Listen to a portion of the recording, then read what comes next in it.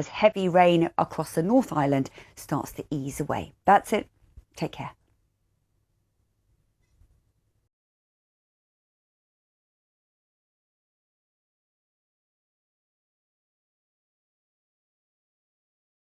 The biggest decline in decades. Also, Ukrainian airline SkyUp tells me how it's surviving through the war. Join me, Aaron Heselhoff, on Talking Business Weekly, here on BBC World News.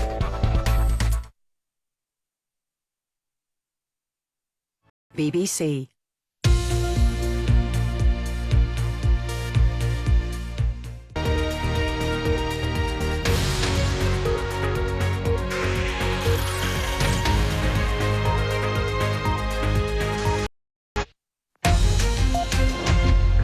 Hello, this is Impact. I'm Yalda Hakim.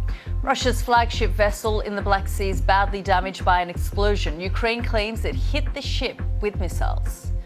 We'll get the latest reaction from our correspondent.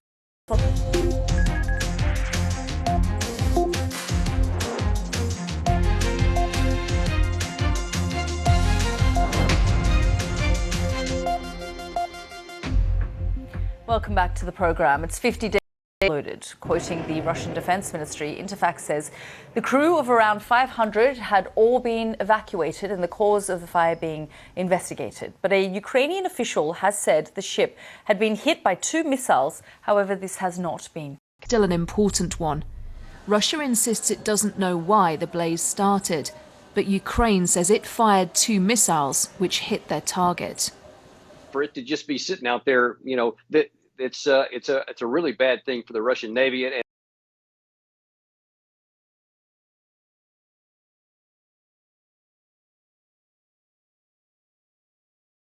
out to capture key targets like Kyiv, but failed and pulled back. Now it wants to salvage what it can from this conflict to save face at home, and that means moving east. The focus of this war is now on the Donbass. The images of devastation in Ukraine show the toll this war has taken so far. But as it moves into a new phase, there are fears what happens next could be even worse. Anna Foster, BBC News. Major missiles on board have not been damaged. They plan to tow the vessel back to port while they continue their investigations because they say they still haven't established the cause of the fire. Certainly no confirmation that as the Ukrainians, the Black Sea, the Ukrainian coast there, which meant that maritime trade, travel, in effect, couldn't get through. Ukraine cut off there by the blockade, and also that it was perhaps providing anti-aircraft cover for Russian troops on the ground. Of that vessel. And Jenny, no doubt, I mean, you've been telling us this for weeks. The state TV really does continue to parrot the Kremlin's line on this. I imagine they would be, you know, continuing whatever the Kremlin is saying about this. Said that it would bomb command centres in Kyiv and other parts of Ukraine if Ukrainians don't stop strikes on Russian territory. We're talking about the border areas between the two countries. And just this morning, Russian officials say this was 2 of their missiles that were fired at and hit their target. They say that any fire, any damage on board was caused by them. And it is something that they are taking as a significant step forward. Of course, Ukrainian sea power is here in Ukraine woke up this morning and felt that for them, this was a really positive step forward for their military campaign. That was Anna Foster and Jenny Hill from Kyiv and Moscow bringing us up to date there.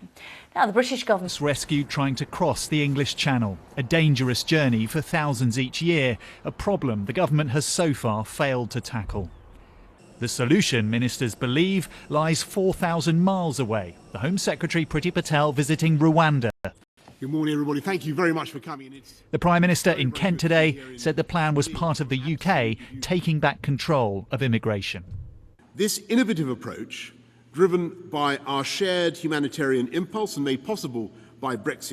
Support for safe and legal routes, such as refugee resettlement schemes, but opposition parties are scathing. They're unworkable, they're extortionate, they're going to cost taxpayers billions of pounds, and they just reflect a Prime Minister who's got no climbed from 297 in 2018 to almost 29,000 last year. This year has already seen 4,578 arrivals and looks set to be a new record. Rwanda's human rights actions at hand, ministers hope a pledge to send people away will prove to be a deterrent. Jonathan Blake, BBC News, Westminster. I'm joined now by Yasmin Ahmed, the UK Director of Human Rights Watch. Yasmin, really great to see you. That in fact it didn't deter people. When the processing offshore was implemented, there was no correlation between that and those that sought protection in at the shores of Australia. So no, I think it's very, very clear from other examples that this doesn't. And secondly, in respect of Ukraine, we've seen the outpouring of public sentiment to welcome refugees from Ukraine. And in opposition to that, we've seen an incompetent Home Office that hasn't been able to properly and adequately deal with that, and a government that's a way to leave the country, making their way to the UK and then effectively ending up in Rwanda. Well, quite, Yalda. I think that is exactly what we're looking at here. We're looking at a situation where, because the safe routes that have been provided that will cost billions and millions of pounds to establish, that is likely to be unlawful and challenged on that basis. And it's doing so at a time when the British public are under more pressure than we've ever been economically. Could this benefit a place like Rwanda?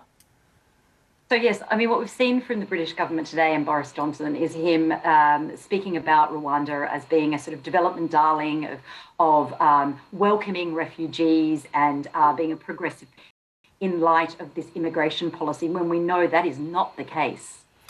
Yasmin, always good to talk to you. Thank you very much for joining us here on the programme. That was Yasmin Ahmed from Human Rights Watch there. Stay with us here on Impact. Still to come, an investigation.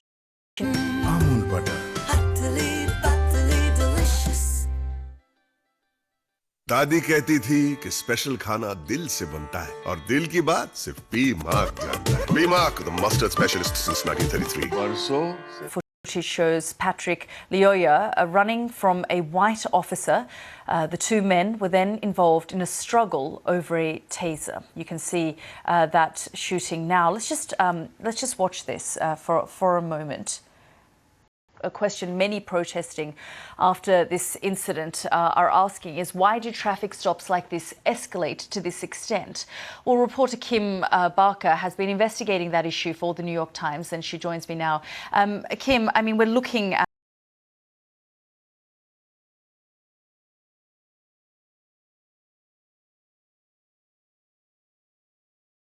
This is something that I think is very unique to America. This is something that you wouldn't see happen in the UK, for example. And I think it has to do with a number of things. First of all, police officers here are armed, and a lot of America is armed. And the common interaction an American has with the police is a traffic stop. And police feel like they're more likely to be killed at a traffic stop than any other interaction with the public. So I think that what we found actually is that they go in with this sense of fear. This man in this way. Why did it have to get physical so quickly? Was there another way that this could have been handled so that it didn't end like this? And what are the answers you found? I mean, is this a training issue? Is it a cultural issue? Why is that level of fear?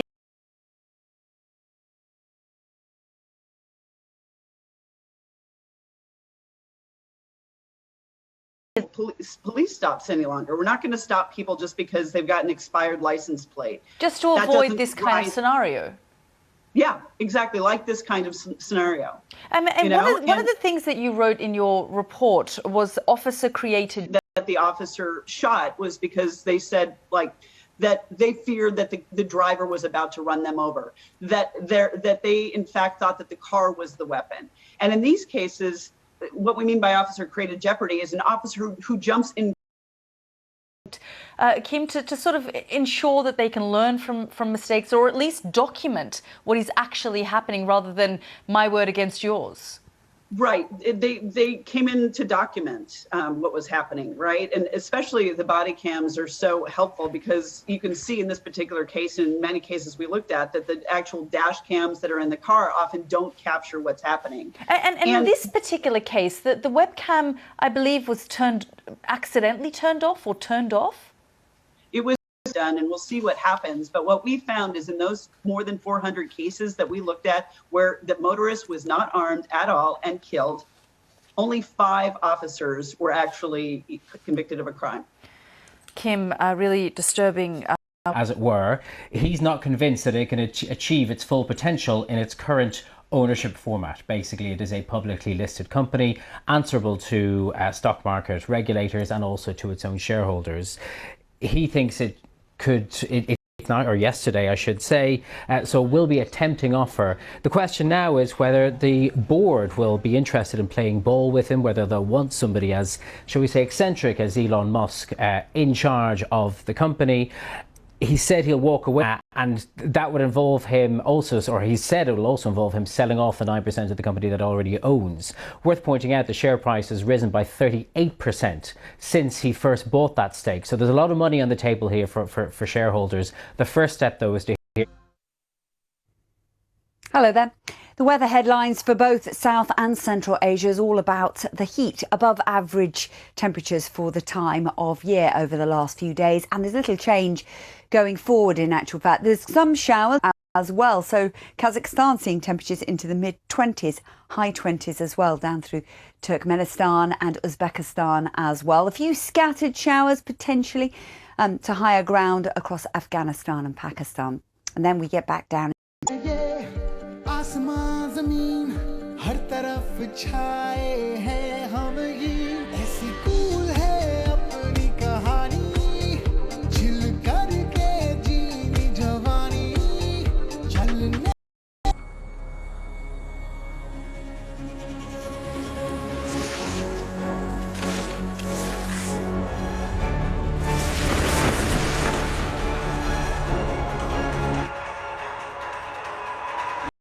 Price. Join me, Kalkirani Beltallo, on BBC World News, as I report on the impact of the war on the sector.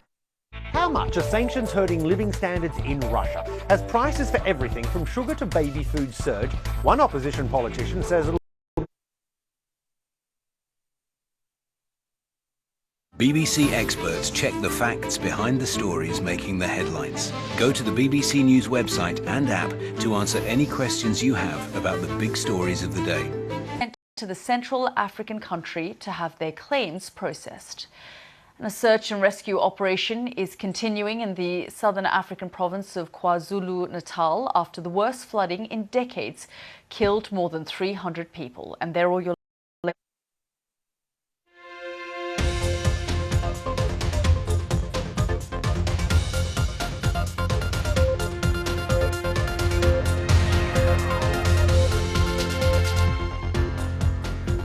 on the board, instead opting to poll his 80 million Twitter followers about the changes that they might want to the platform. And now a bid to take control of Twitter for more than $40 billion. Well, let's get the very latest now from our New York business. To come up with a reason to reject it. That doesn't mean necessarily that this is a done deal, far from it. We are hearing here in American network TV that the board is going to be meeting in the next hour or so. That has not been confirmed. Obviously, like most social media giants, it's reined itself in somewhat in terms of what its users can say or what indeed it says about the users on it, putting tags such as government-affiliated accounts on various accounts. But I wonder, might all...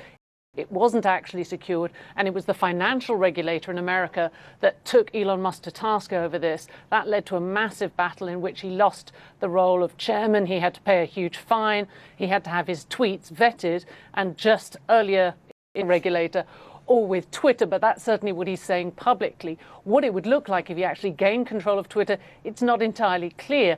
So there are questions to be asked about sort of what it means when you have this billionaire making this play to take control of the social... Ends their bond buying program, which effectively adds new money into the financial system. That's coming to an end. The bank is, of course, trying to strike a balance between reining in record high inflation, currently 7.5% for Euro countries, and the risk of... Again today, the situation in Europe is very different from that in the US.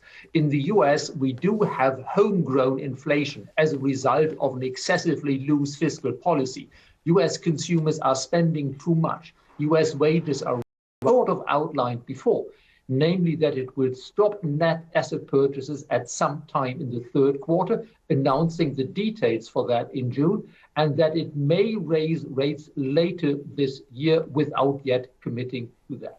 Significantly more about the consequences of Putin's brutal war against Ukraine on growth and inflation.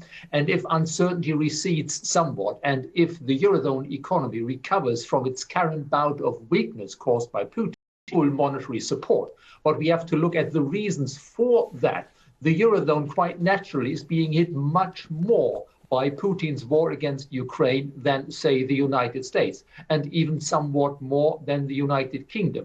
And a surge in energy prices, and to some extent by the discussion about a potential embargo of energy imports from Russia, which might be easily politically justified, but which of course would be an economic issue, especially for these countries. Okay, Polish media.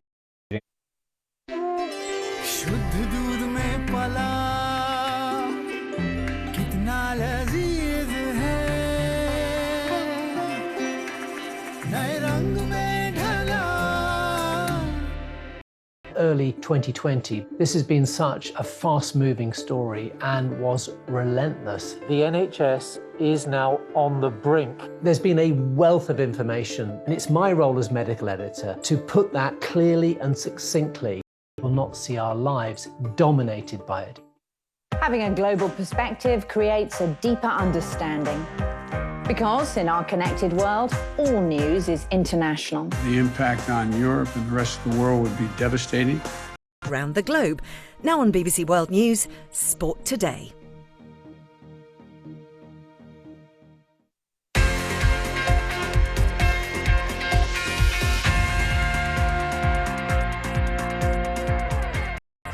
As the Hawks soar past the Hornets, Miles Bridges is forced to apologise as he lashes out at a fan.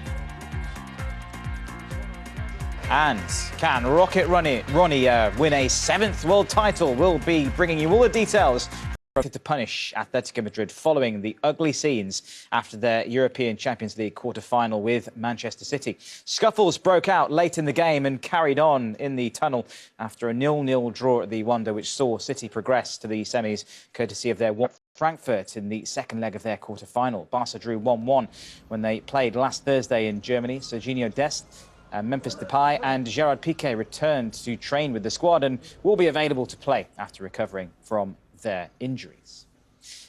Really big blow when you lose somebody who's a French international and a World Cup winner, really important to the team. But it happens in football. You get injuries along the road, and unfortunately, Kurt's got an ankle sprain. 5-0 defeats by England in their World Cup qualifier on Tuesday. Well, Callahan added, "We feel his interview was in relation to a meeting we had as a team where we analysed that we concede goals in quick succession, and emotions was one of the many things. Freddie Rincon has died after sustaining severe head injuries in a car crash. Rincon was part of a golden generation of Colombian players who took the national side to 3 consecutive World Cups in 1990, 94 and 98. The midfielder played for Real Madrid and Napoli to embark on her farewell season as a thank you to the sport." Kenyan long-distance runner Joyce Chepkirui has been banned for 4 years for a doping violation. She won the 10,000 metres at the Commonwealth Games in Glasgow in 2014. Through injury to compete at the Masters last week. The former US Open champion said that he had ignored medical advice and returned early from injury. He'll now have an operation which puts his participation in next month's PGA Championship in doubt. Bichambo missed the cut at the Masters, who finished 9th in the Eastern Conference, will face the Cleveland Cavaliers on Friday night. The winner of that game will claim the number 8 seed in the East and play the top-seeded Miami Heat in the opening round of the playoffs. Well, towards the end of that game, the Hornets... But yeah, that's on me. That's out of character for me, you know. Well, over in the Western Conference, the New Orleans Pelicans eliminated the San Antonio Spurs with a 113-103 win. CJ McCollum was the Pelicans' top scorer with 32 points. And after against the Denver Nuggets, Curry has been out for 4 weeks with a foot injury, but has joined his team for practice on Wednesday. He was the NBA's leading scorer last season with an average of 32 points per game. And we're just a couple of days away from snooker's World Championship. the first player from Iran to compete in the championship. He's got the tough task of facing former world number one, Judd Trump. The 17-day event gets underway in Sheffield on Saturday. Finally, how about this for a memorable return after coming out of retirement, surfing back-to-back moments, which is fun. Tell you what, you've got to admire someone coming back from a great white shark attack, haven't you? That is Mick Fanning there, and that is just about it from us. You can get all the latest sports news on our website, the usual address. Reminder, the build-up to the Europa League matches is on there too, but that's it from P-Mark जानता है. P-Mark mustard oil की खुशबू जब महक जाए तो उस्ताद भी बहक जाए. P-Mark, the mustard specialist since 1933. बरसों से सरसों. खुश है ये आसमां ज़मीन हर तरफ छाए. Hello there. Recent stormy weather across the globe is now starting to ease away. It's an improving picture, actually, quite widely over the next few days. The first significant improvement is going to be across North America, where we've seen this significant spring. It's going to sink its way south and east and intensify, bringing some heavy rain, perhaps into the Balkans south of that for the second half of the weekend. Not as wet as it has been across the eastern parts of South Africa. There's still going to be some rain around, but it's a largely quiet story, but some wetter weather starts to move towards the South Island of New Zealand as heavy rain across the North Island starts to ease away. That's it. Take care.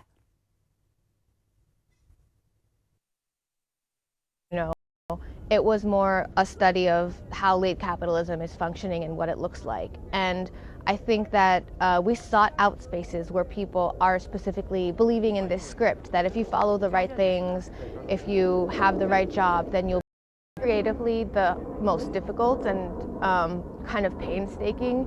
And especially in a film like Ascension, where we don't have central characters, where we don't have a narrative arc, or a straightforward individuals working there.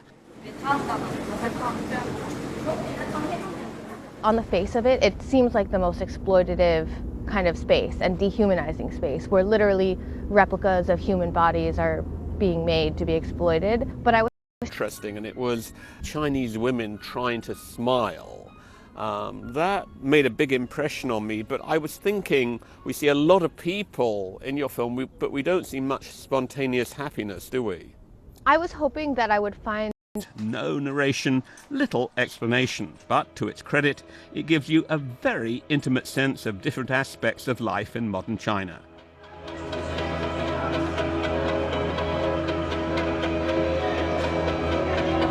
At these traffic stops, many of which were minor. Like, you look at the one that Patrick Lyoya was stopped for. It was a very minor stop. His license plate did not match his car. And then all of a sudden he ends up dead out of it. So that's the question. With the public. So I think that what we found actually is that they go in with this sense of fear and the sense that, like, things could escalate quickly and they need to be prepared for that. But what you see in this particular instance and what we saw in our investigation is this sense, right?